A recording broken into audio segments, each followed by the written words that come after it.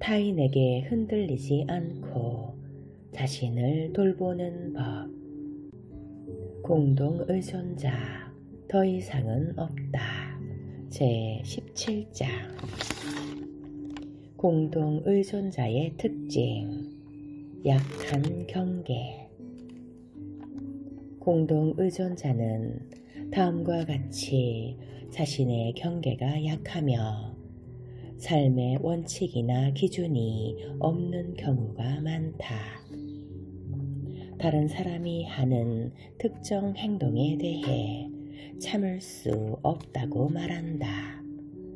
전에는 절대 참을 수 없다고 했던 일들을 견디며 그 일들을 해낼 때까지 인내심의 한계를 점차 키워간다. 다른 사람이 자신의 마음에 상처를 주도록 내버려 둔다. 다른 사람이 자신의 마음을 아프게 하도록 계속 방치한다. 다른 사람이 자신의 마음을 왜 그렇게 아프게 하는지 그 이유를 잘 이해하지 못한다. 계속 그 상황을 견뎌내며 불평하고 비난하고 통제하려고 한다. 결국 화를 낸다. 관대함을 상실하며 옹졸해진다. 신뢰 부족. 공동의존자는 다음과 같이 신뢰하는 일을 어려워한다. 자신을 신뢰하지 않는다. 자신의 감정을 신뢰하지 않는다. 자신이 내린 결정을 신뢰하지 않는다.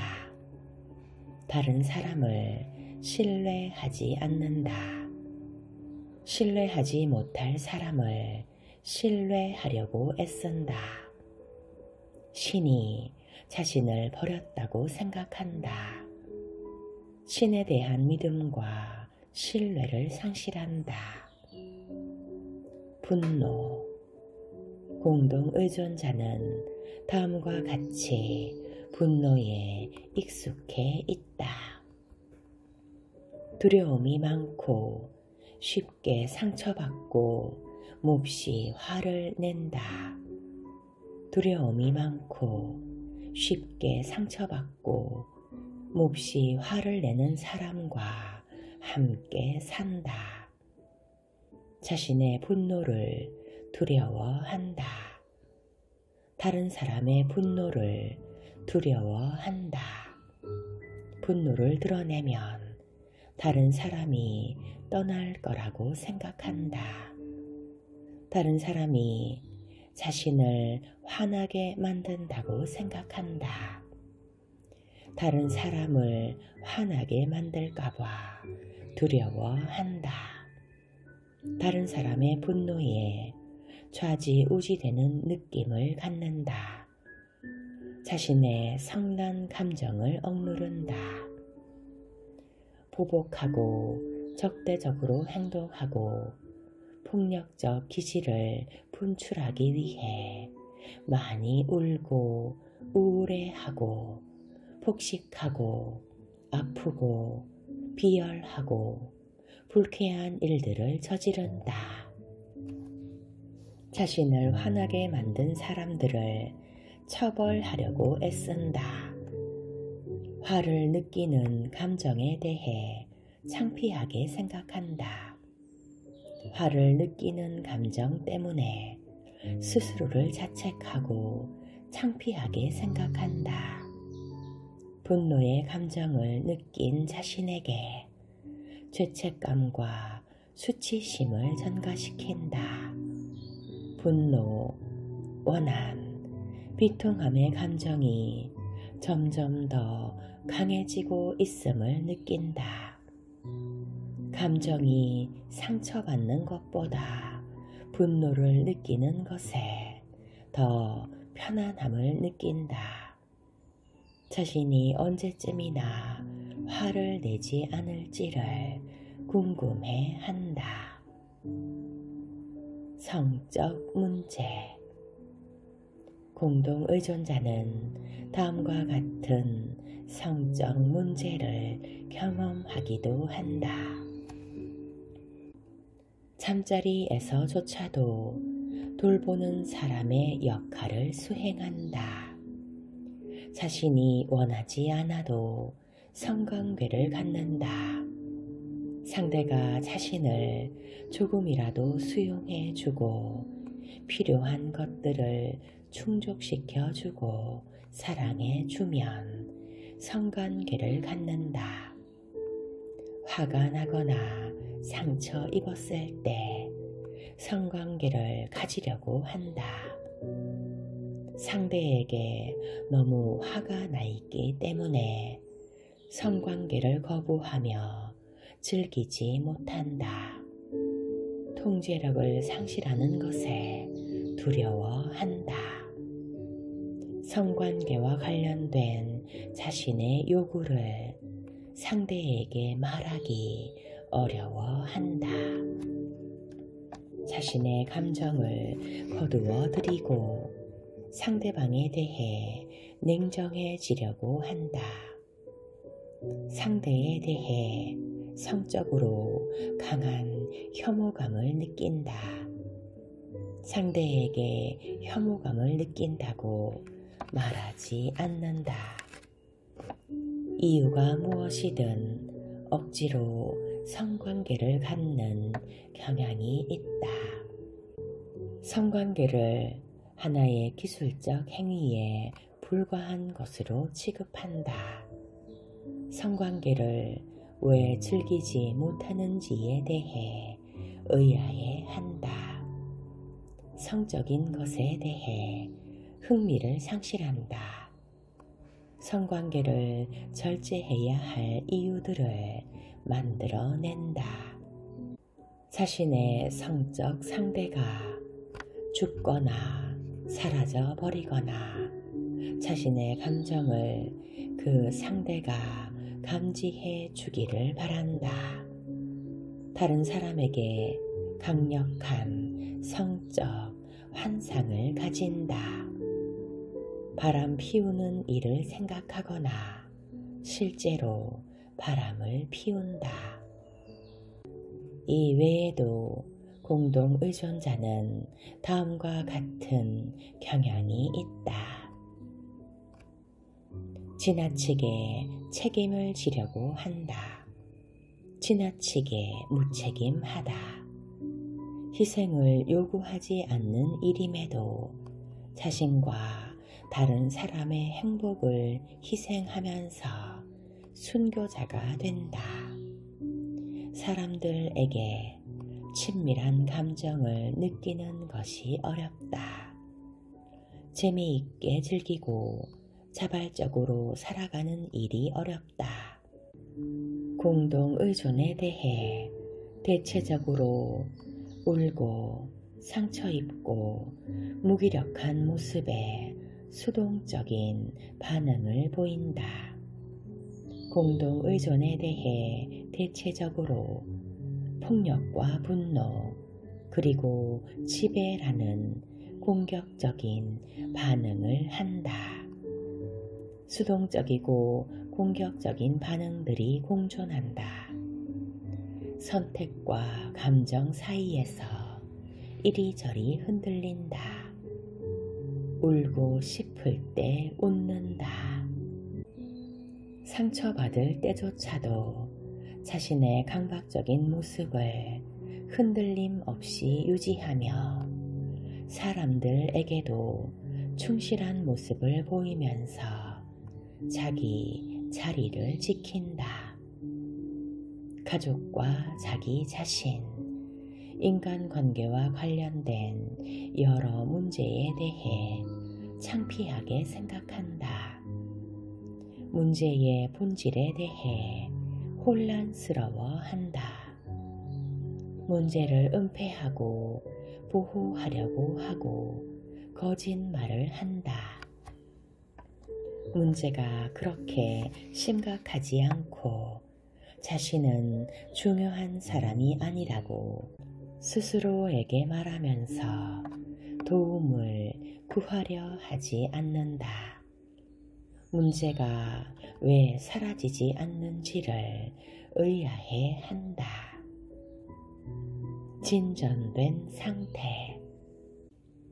공동의존이 해결되지 않고 진전되는 후기 단계에 이르면 공동의존자는 다음과 같은 증상을 보인다. 무기력해진다. 우울해진다. 만사가 귀찮고 고립된다. 일상생활이 완전히 망가진다. 자녀를 학대하거나 방임하고 책임져야 할 일들도 포기하다시피 한다. 절망감을 느낀다. 자신을 위기에 빠뜨린 인간관계로부터 벗어나려는 계획을 세우기 시작한다. 자살을 생각한다. 폭력적으로 변한다. 정서적, 정신적 또는 신체적으로 심각하게 병이 든다. 과식 또는 식욕부진과 같이 먹는 것과 관련된 장애를 경험한다. 알코올과 마약에 중독된다. 지금까지 언급된 체크리스트는 상당히 긴 내용임에도 불구하고 모든 현상을 다 포함하지는 못한다. 다른 사람들처럼 공동의존자는 많은 일을 하고 느끼고 생각한다. 어떤 사람이 공동의존자인지 아닌지를 가려낼 수 있는 명확한 기준은 없다. 사람마다 각각의 특성을 갖고 있고 저마다 자신만의 방식이 있다. 나는 단지 전체적인 윤곽을 그려보고 싶었다. 내가 제시한 내용을 해석하거나 결정을 내리는 일은 당신에게 달려있다. 우선적으로 해야 할 가장 중요한 일은 문제를 일으키는 당신의 행동이나 영역이 무엇인지를 검토해 보는 것이고, 그러고 나서 당신 스스로 무엇을 해야 할 것인지를 결정하는 것이다.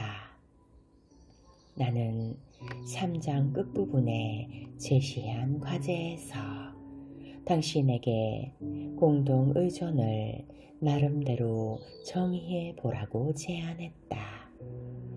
어니 라슨의 말처럼 당신의 문제를 알코올 중독자와 함께 살고 있는 것으로 정의했다면 당신은 알코올 중독자와 살지 않는 것을 문제의 답으로 생각할지도 모르겠다. 그것은 부분적으로 맞고 그러나 부분적으로 틀리다. 공동의존자인 우리가 갖는 진짜 문제는 우리가 가지고 있는 특성, 즉 우리의 공동의존적 행동이다.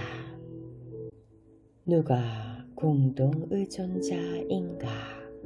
바로 나다. 문제를 가진 사람을 사랑하고 걱정해 주며 그들과 함께하는 사람 역시 공동의존자일 가능성이 높다. 섭식장애를 가진 사람을 돌보는 사람 역시 공동의존자일 가능성이 높다. 주디 홀리스는 자신에 서서 비만은 가족 문제다에서 섭식장애자 한 사람이 15명에서 20명의 공동의존자들을 분주하게 만들 수 있다고 쓰고 있다. 섭식장애를 겪고 있는 많은 사람도 공동 의존자다. 홀리스는 그녀의 책에 이렇게 쓰고 있다. 비공식적 조사지만 나는 알코올 중독자의 부인 중 적어도 40%가 비만임을 발견했다. 당신은 지금 이 책을 당신을 위해 읽고 있을 것이다. 당신 또한 공동 의존자일지도 모른다. 그렇지 않다면 다른 누군가를 돕기 위해 이 책을 읽고 있을 수도 있다. 정말 그렇다면 당신도 공동 의존자일 가능성이 충분하다. 만약 당신의 관심이 집착으로 그리고 당신의 열정이 누군가를 돌봐주려는 태도로 바뀌었고 다른 사람을 돌보면서 자신을 돌보지 않는다면 당신은 이미 공동 의존에 빠져 있는 것이다. 각 사람은 자신의 변화를 위해 무엇이 필요한지 그리고 언제 그러한 변화가 일어나야 하는지를 스스로 결정해야만 한다.